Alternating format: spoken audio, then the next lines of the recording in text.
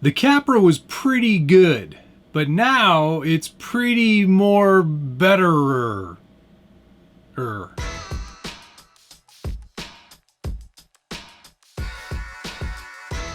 Welcome back to the Scale Builders Guild. Thanks again for watching. Today we're taking another look at the Axial Capra. This is the kit version. Well, it was the kit version before I started messing around with it and doing a bunch of stuff to it. You will notice right away, this is a lot narrower than it was and a lot lower than it was out of the factory.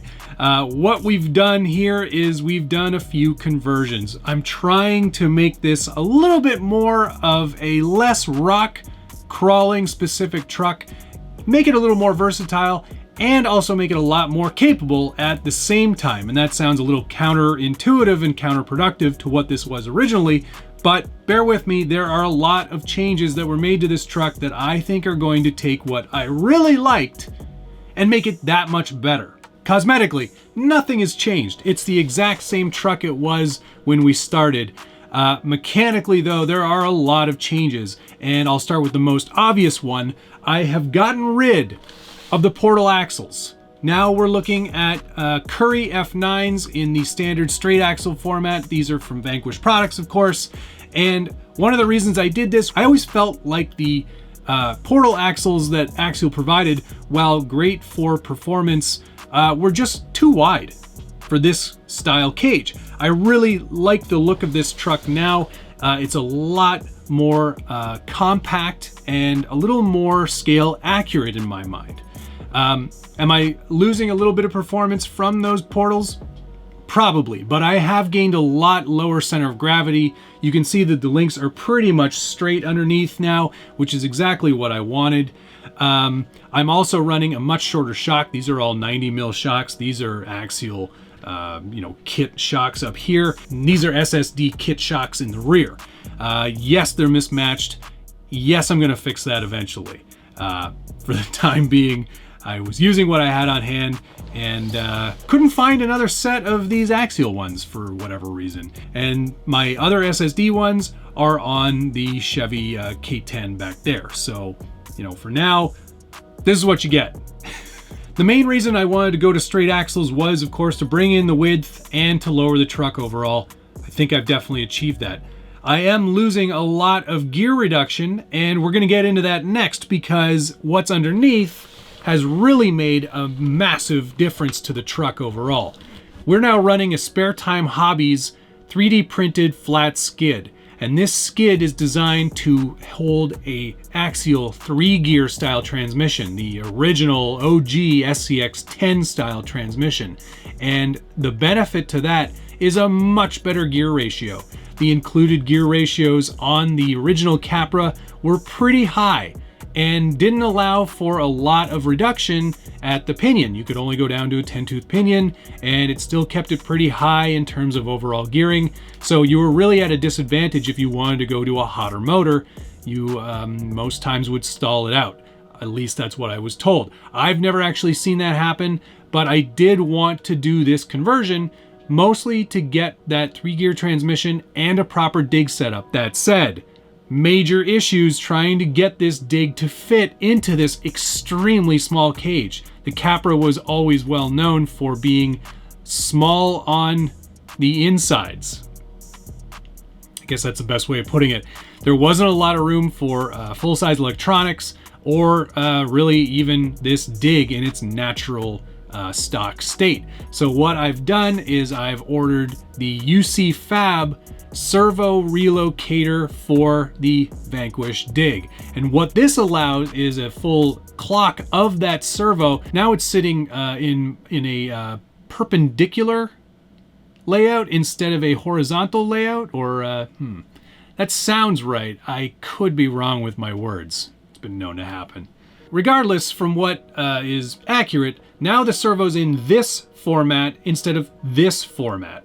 So we've gained a lot of space saving in there. It does fit, mind you, it's shoehorned in there pretty well, but it all fits in there. I'm running, I think, a 14-tooth pinion on a standard stock spur. and getting really nice low end now. Lots of torque, exactly what I wanted, and a strong functioning dig. It's really great to have that in there, and I'm really pleased with this overall layout.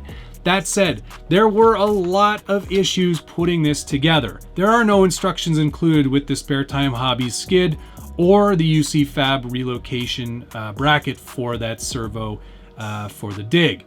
And one thing that I will warn you about, if you are putting this setup into a Capra, you will need a low profile servo for the dig unit. It will not accept a full height servo.